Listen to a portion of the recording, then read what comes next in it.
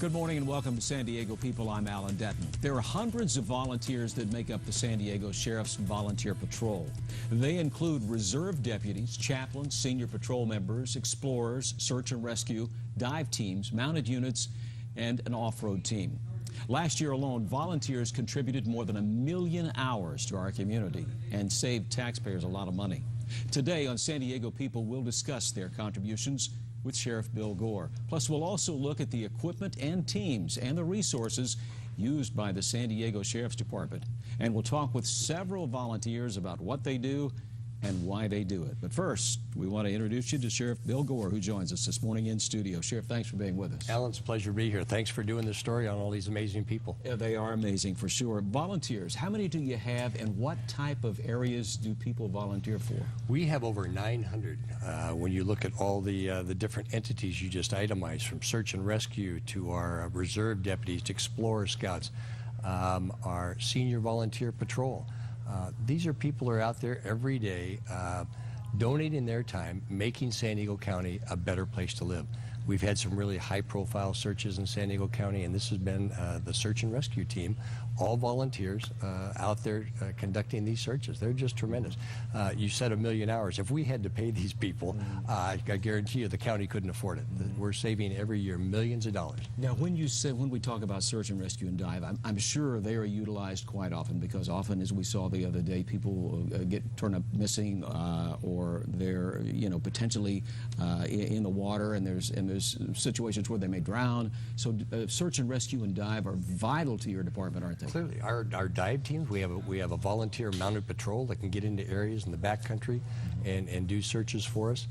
Sometimes, sadly, there are recovery missions, like our dive team frequently will have a drowning, and they're out there at the bottom of a lake or something trying to recover somebody's loved one, and so they can bring closure to the case.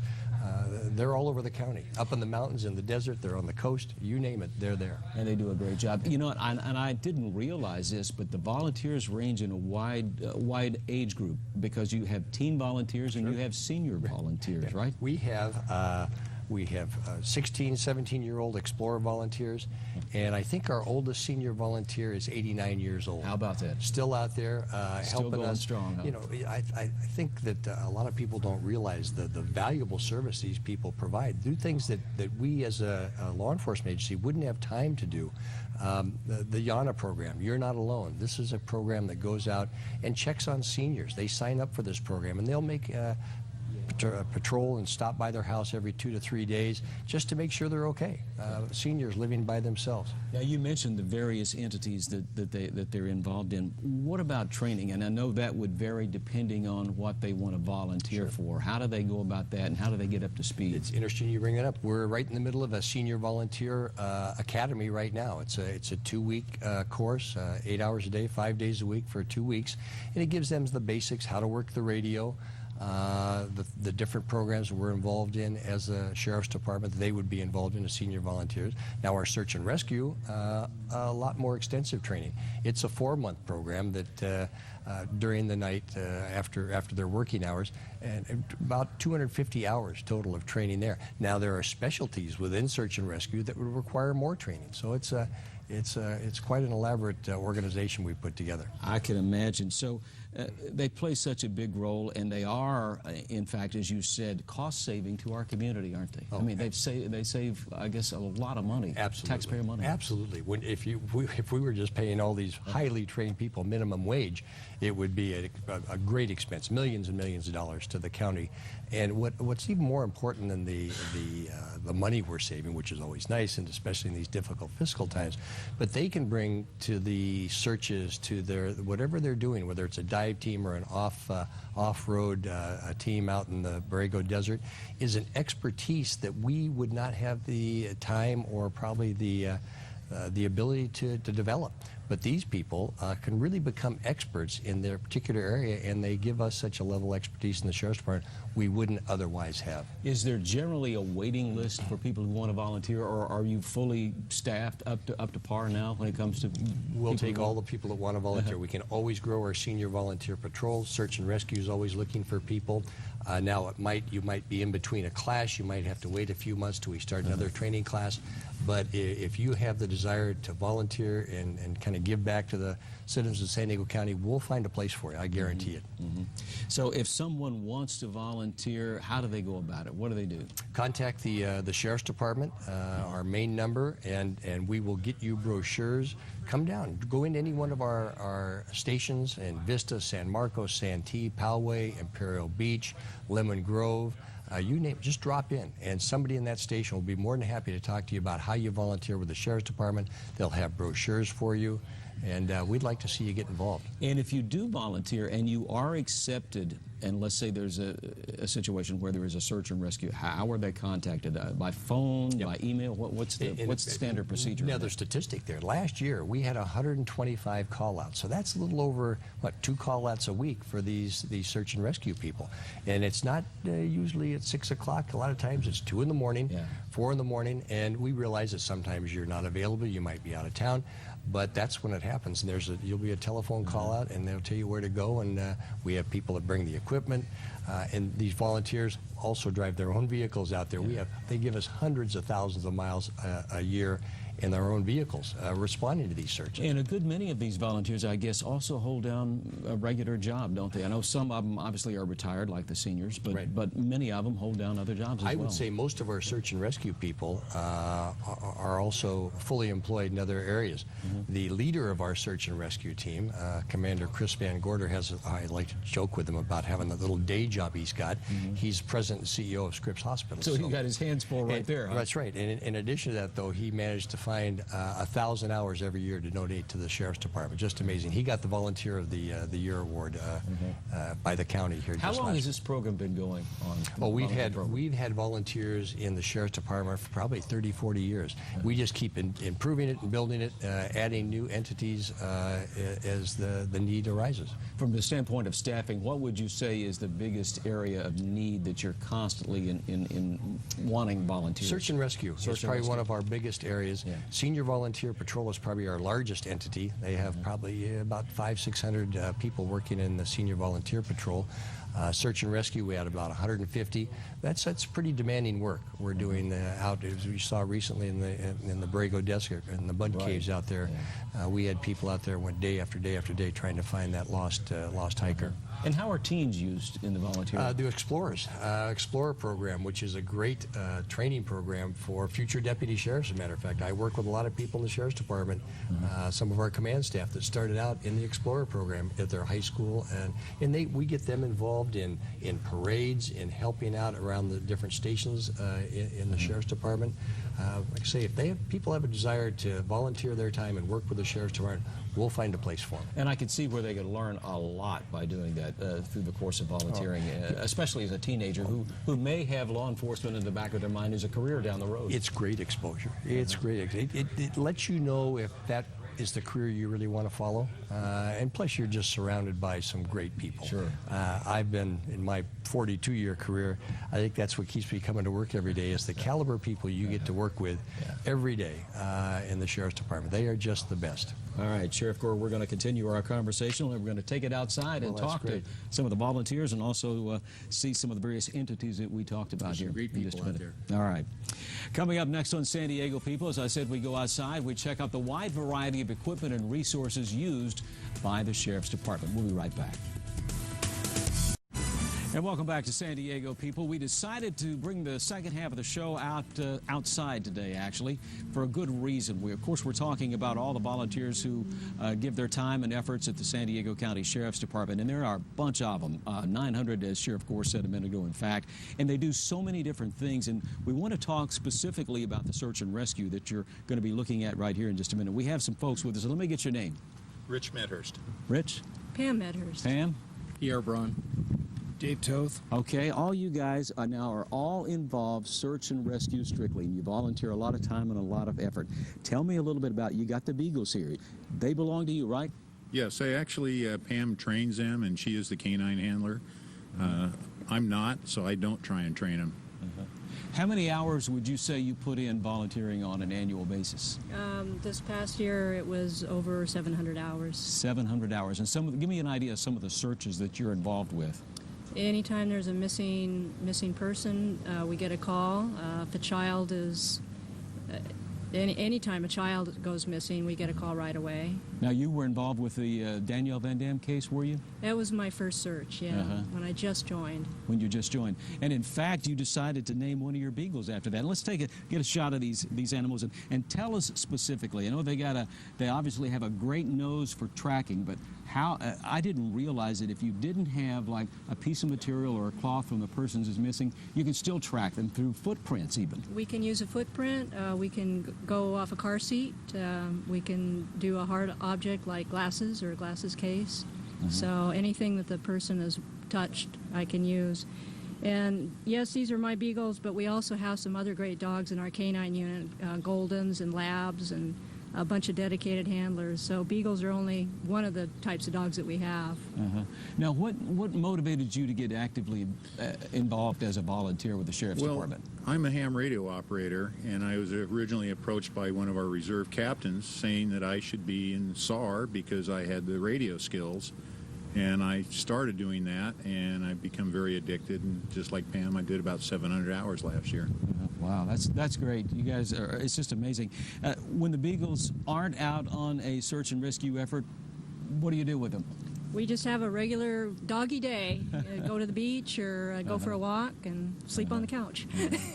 And again, I am just amazed that these animals are so good at what they do. I mean, it's just more or less inbred in them.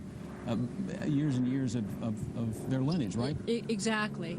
But it's also the way we train them. It's a game. They think it's fun. So even when we're on a very serious mission, they go back to, we're going to find the person and it's going to be fun. And when you train them, what specifically do they go through for that? We have people actually go out and hide for them, and then we teach them how to track. And so they're right on the money every time now, huh? Once they get through the training, for the most part. For the most part. Yeah, well, that's great. I tell you what, they're beautiful animals again. And thank you. Yeah, you guys do a great job. Let me move on around here. Your name is? Pierre Brun. All right, PR. And what area do you volunteer in search and rescue? What specifically is your job? Well, when I started off in canine unit, and I did that for about 12 years. After that, I went over to communications. I did that for quite a few years, and now I'm in medical and operating the quads mostly. And when you say the quads, that's the off-road vehicles? Off-road vehicles, yes. Yeah. Can we get over here and take a look at it? And you guys, let me bring you into your name. Okay, Dave Toth. Dave, and you're involved with the off-road vehicles too as well? No, I am also in communications, and I also go out and do what they call ground pounding, which is just walking along and searching. Okay, I want to talk more specifically about that and what you've got on your shoulders here in just a minute, but let's get over to the off-road and then we'll come back to you. All right. Okay, tell me a little bit about these things. Obviously are very vital when you're out in a desert area, I assume. Yeah, desert, even in urban areas. One thing good about using them in an urban, even we'll take them down the streets also. The thing about it going down the streets is we're also bringing attention to ourselves. People are coming out of their houses wondering what's going on, and we'll be able to, tell them that, we have a person that's lost or that we're looking for, and it gets the word out a lot faster. Yeah. Well, I would imagine that, how many vehicles do you use when you are involved in search and rescue of this type? We'll always go out in a team of two. And do you try to stay together? Is that the reason in a team of two? Yes. Yeah. You always have to have some type of because backup. Especially if you're in a desert, I mean, there's a good chance that unless you stay in communication, that if we break down or something like that someone else is there. Communications, if we come up with a subject, then we have someone taking care of the other jobs that need to be done while we're assessing the patient. Yeah. Maintenance, upkeep, what about that? I mean, I guess you have to keep them up to par to make sure they're ready to go at the drop of a hat when you get a call. Yes, we sure do. After we bring them in, we need to get them refueled right away and make sure they're ready to go out right away. Yeah. Now, as a volunteer, do you own these vehicles, or does the Sheriff's Department own them? These are owned by the Sheriff's Department. Okay, but you guys are trained on them? What kind of training do you go through and that sort of thing? Well, I've been riding a long time. So you didn't need any training? I didn't need any training, but yes, we do have some training where we go and go through a post-type training on off-road vehicles. And we go out quite a few times and make sure that they're certified and know how to ride well before they're released out in the field. What was the most recent search you were involved in? Anything come to mind specific, or one of the more intense searches? Well, the most recent one was the one up there at the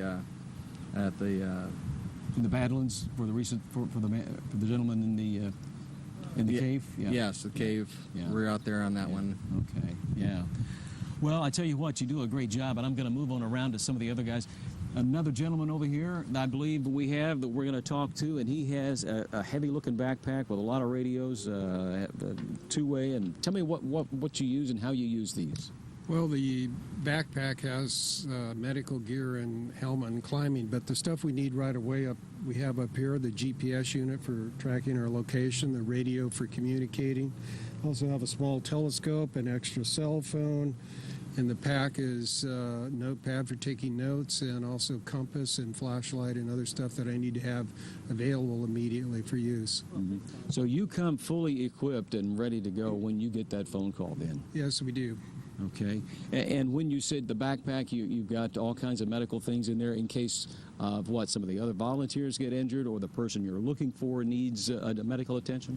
Sometimes the subject that we're searching for is in need of some kind of medical aid, and we are trained in advanced medical aid, so we have a complete kit that we carry at all times, plus helmets and climbing ropes and other gear that we might need, also shelters to overnight if we have to for ourselves, and also to provide shelter for a subject if he's out in the open. Yeah. How long have you been doing this? About 2.5 years. And did you have to go through any specific training as a volunteer?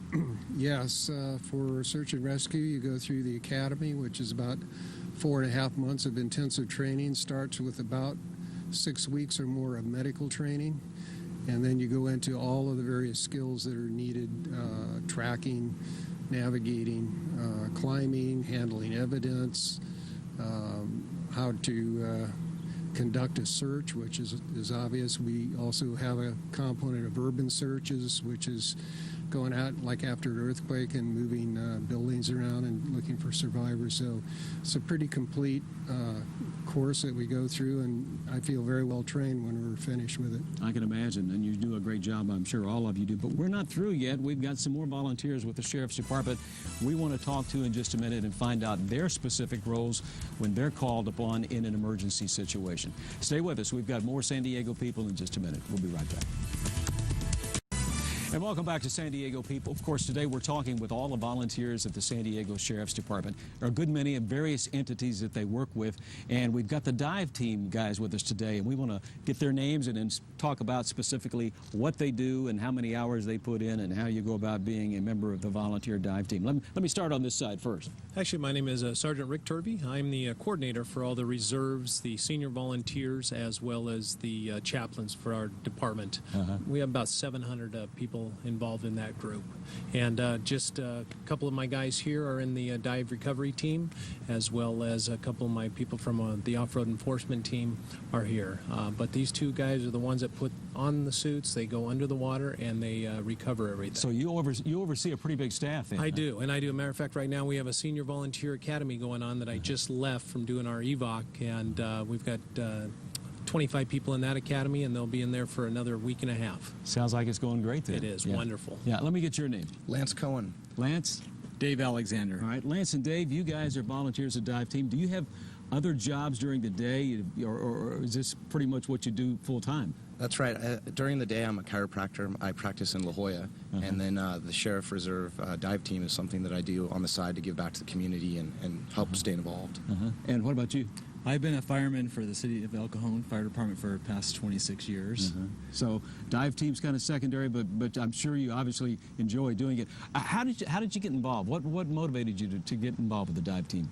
Well, I had a friend that went through a reserve academy, and when I was in the reserve academy, I met someone who was going into the dive team, so it was my connection to it, and I really enjoyed scuba diving and thought that I'd be able to be useful in it. What do you tell somebody who may be interested in getting in with the dive team and joining your efforts? Well, first of all, you got to be certified in scuba diving and get as much underwater dives as you can prior to it, and just get experience. Yeah, okay, great job you guys do. Okay, we're going to move around a little bit, and we're going to go over here and talk to the ladies, the senior volunteers over here. Ladies, let me get your name. Kathy Hillix. Kathy? Kathleen Vidgen. All right, senior volunteers, I see you've got your patrol car back here. So how many hours are you out, and what do you specifically do? What's your job? Well, each shift is a 6-hour shift, and we spend that 6 hours being an additional law enforcement presence throughout the community by going through neighborhoods, participating at community events, and we do vacation home checks for people who are on vacation. We do welfare checks for the elderly shut-ins, make sure that they're okay. And we also assist deputies in non-confrontational situations. If they need us, we'll do whatever they need us to do, but we assist a lot at accidents, doing traffic control, and CHP as well out in the county. And I would imagine you stay pretty busy, too, with all this going on. You get calls quite often? Yes, we do, and there are a few of us that are also on the homicide team. So those calls can come anytime, day or night, and we respond to that as well. And that just kind of goes with the turf, I guess. Absolutely, and sometimes we've even worked a shift that day, and we'll get called at night, and off we go. So you really don't know what you're going to run into. I mean, you're involved with seniors, and obviously you go and check on seniors. That's a big responsibility in itself, because you never know when one may have slipped and fallen in the tub or something, so you got to keep an eye on them as well. Absolutely, and they look forward to seeing us. They really do. They know that we're coming, and they really look forward to it. I can imagine. It's almost company to them, even when nothing's going on, right? It is, because the majority of them, they have to be alone, first of all, to qualify for the program. And a number of them don't even have family in the area. So they love to see us come, and in addition to visiting them, we call them 2 to 3 times a week. Well, you guys do a great job. Thank you. I want to compliment you on all your efforts and your volunteering work. Thank you very much. Okay, we're going to move on over now, and this, of course, is the mounted patrol part of it. Let me get your name. Yeah, my name's Ed Spaeth. Ed? Okay. And I'm with the Ramona Volunteer Mounted Patrol, and we serve the community of Ramona through the sheriff's substation up there. Now, somebody was teasing inside that you got Mr. Ed with you here. What's the real name? His name's Casey. Casey, okay. Yeah. All right, Casey. Now, you're obviously out quite a bit in search and rescue, and Casey comes in very handy in when there's a missing person, right? Well, I have been in search and rescue in the past, but in Ramona, it's mostly a community patrol activity. We're the eyes and ears for the sheriffs up there. They have a limited number of deputies and a very large community and a lot of back trails and so rural. this would be in the parks area toward most of Ramona is a rural community. There's trails all over, and lots of horses, probably over 1,000 horses up there, and a lot of people riding horses. So it helps to patrol the back sides of the houses on the trails where you can see if there's any burglaries that have happened or anything. And we carry the same radio as the sheriff's. So it's more or less a neighborhood patrol kind of thing, well, isn't it? In a more rural setting. We're talking to the same station M that everybody in the sheriff's office is, all the deputies and sworn officers, and we can call in help if something's needed. And we basically give them more coverage. And then we do a lot of community relations work where we're out there and we can talk to people and they like to pet the horses. Tell me a little. He seems very gentle. He is. He's a very experienced horse. How old is he? He's 21. 21. Yeah. He's in his prime. He's fine. Yeah. He's done this for probably 10 years now. Well, he's a beautiful animal, I tell you. It's just a gorgeous animal. He's every year the horse has to be qualified, and that involves standing next to a patrol car and they light up the lights and set off the siren and everything, and these guys have to just not react to it. And doesn't faze him. And he goes in Christmas time, we put Santa hats on him and bells and go through the shopping centers and patrol the parking lots, and we have to go cross signals on and he has fun. Highway 67, and this just acts like a pedestrian. Well, that's great. That's great. One more to talk to. Let me get your name again. Don Parker. Don Parker. And Don, you are involved in how? I'm the search and rescue coordinator. I'm a sergeant for the Sheriff's Department. Okay. All right, we are all out of time. Thank you all very much for being with us. You do a great job. We appreciate it. And, you know, we just can't say thanks enough with the Sheriff's Department. Thank you all very much. That's going to wrap it up for this edition of San Diego People. Be sure and join the KUSI News at 6, 10, and 11. Have a great day.